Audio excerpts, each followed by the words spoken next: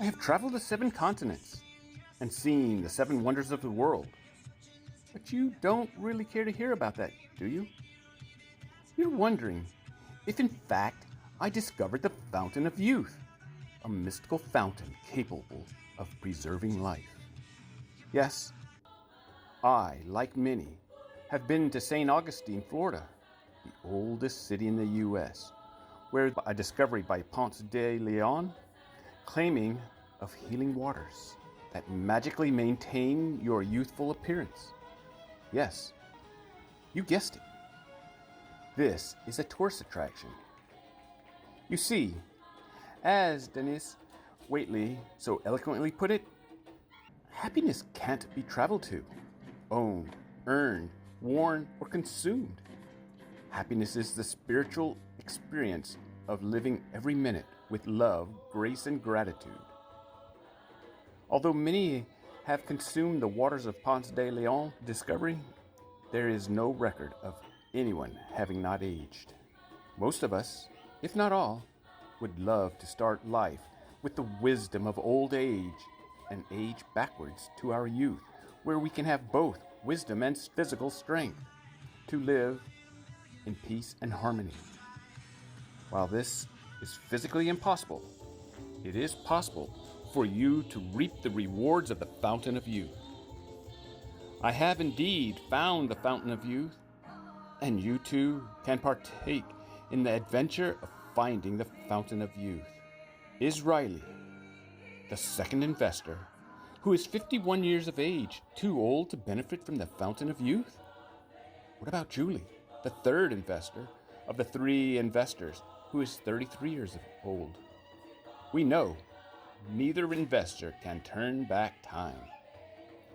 Are you willing to make the journey, no matter how arduous it appears? Arthur Brooks is a Harvard professor who teaches happiness. He is a best-selling author on the subject of happiness.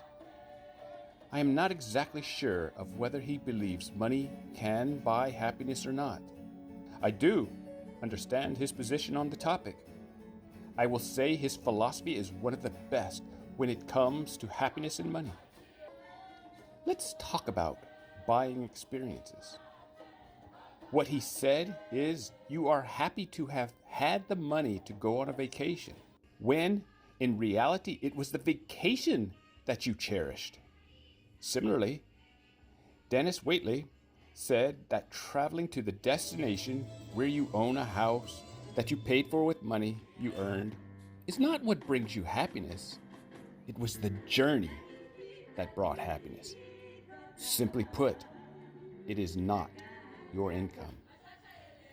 This explanation will always be true regardless of the year, meaning 5 years from today, you can experience the same level of happiness regardless of your income. The significance of this is it contradicts what other economists and psychologists say and publish. Think about it.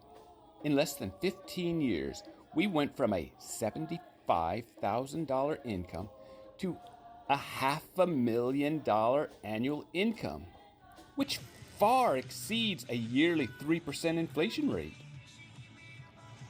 I know about Riley, Julie, Louie, and you in this case. We do not earn this much money. You're in high school with no clue of what life will be like in the next 60 years. You are clueless about earning and spending money. Investing is something you do in yourself, not in a stock market. Life with no financial education is mind-boggling. You're in college and have never had a physics or astronomy course, ever. Yet, you are becoming aware of the astronomical numbers that are inconceivable at any age. Your professor tells the class a $75,000 income will not bring happiness. Eating lunch with your friend in the school cafeteria, you begin with a $75,000 income. We are in 2025, and he looks and bursts out, $75,000? The other students in the cafeteria turned to look. Your friend practically shouts, "I will not make that much money when I graduate. Does this mean I should expect to be unhappy?"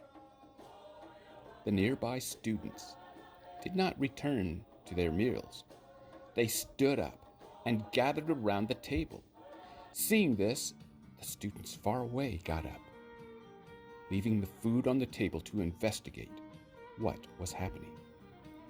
You thought you were just getting a normal lecture in class until, talking to your friend, you mentioned to your friend and the many students who had gathered around that this is not the worst of it.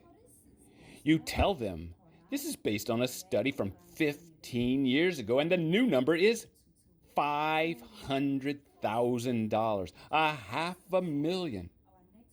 A fellow classmate who gathered around told the now surprising large group who abandoned their lunches to witness what was happening said, "Yes, I was in class when our professor showed us the original 2010 study and a more significant study stating a significantly high income is required now." Clemence, who is not so vocal, asked, "Excuse me, may I say something?" No one heard her, since the murmurs were getting louder by the minute, except a few people near her, in which one of Clemence's friends shouted, "Hey, please be quiet for a moment. Clemence has something important to say." The people became very quiet. Clemence began to speak, but she was not loud enough. People she never met told her to speak louder and even gave her a chair to stand on. Clemence spoke louder than she had ever spoken in the past. She said, "My mother is one of the 3 investors and has told me repeatedly that her friend Louie does not like studies because they are biased or incomplete. Actually, on their first case, I recorded them to learn."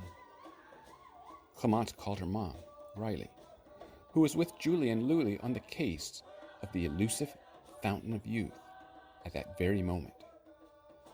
The cafeteria ruckus had become so big that there were professors entering into the group to see what could be done to resolve the issue.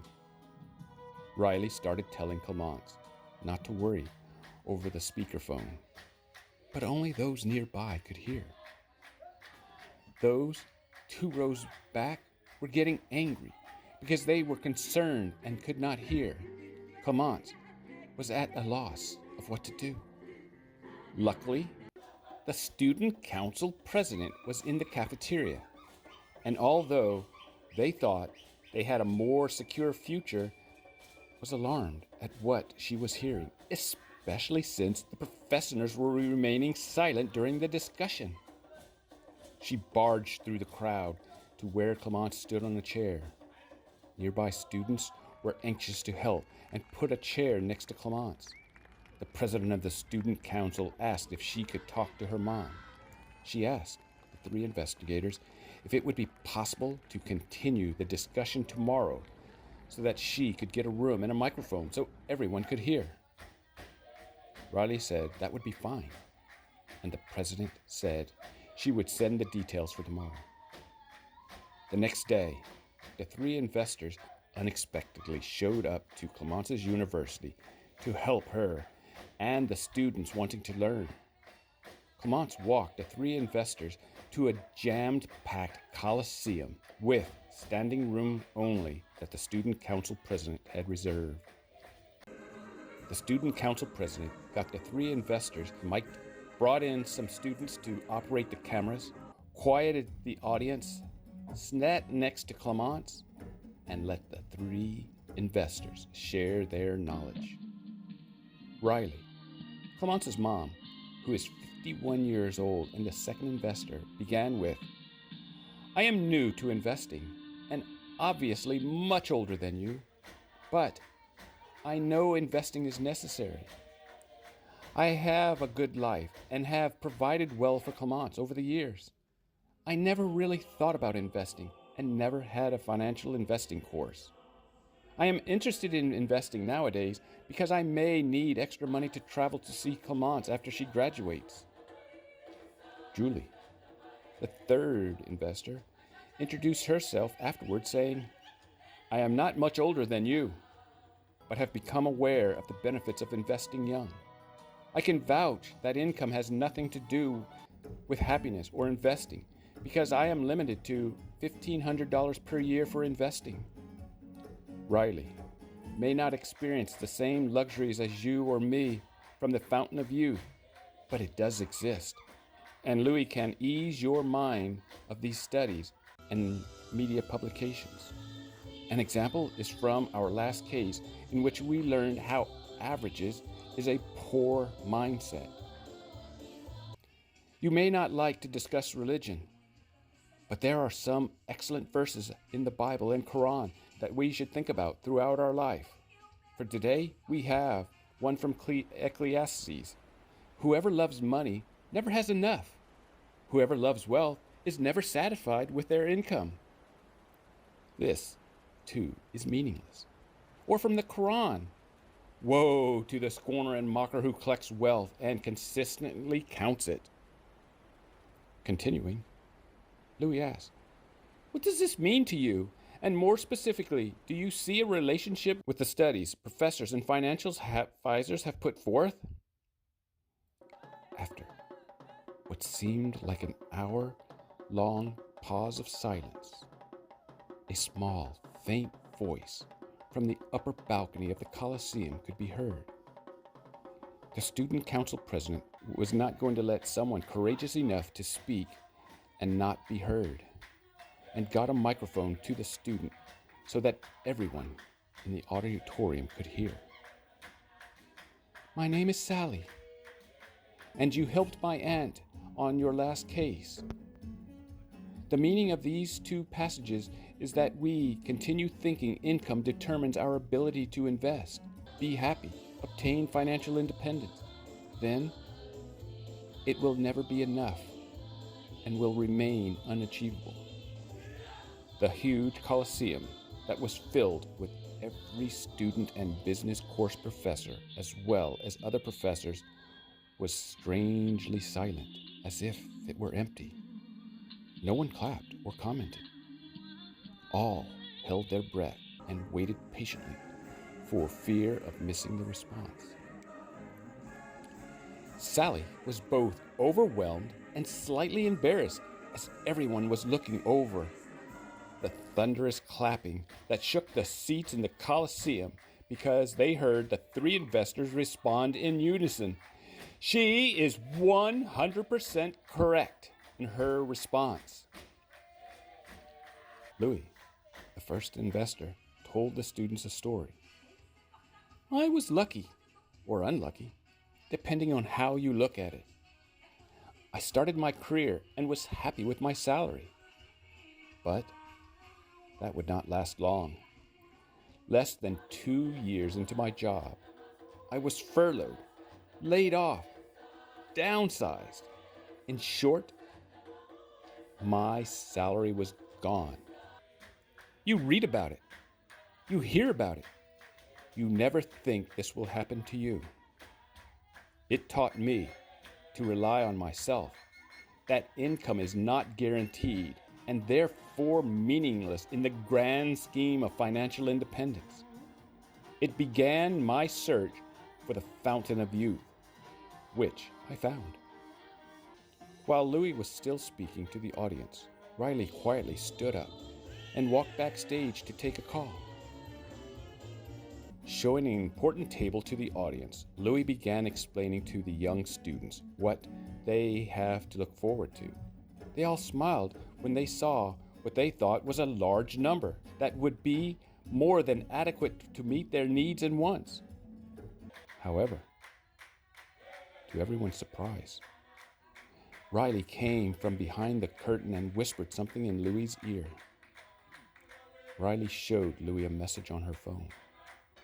Julie and the student council president deduced something was amiss and huddled around Louie and Riley. Riley told the student council president they have more information regarding the Fountain of Youth, and another case that in fact overlaps was just called in for their services. Murmurs could be heard throughout the auditorium as students were getting restless and asking each other what was going on. The student council president grabbed a microphone from one of the three investors and assured the students that everything was okay and not to be alarmed. She informed the students that we will continue the journey another day, since more news about the Fountain of Youth was available, and that another case that directly ties into the Fountain of Youth needed investigating.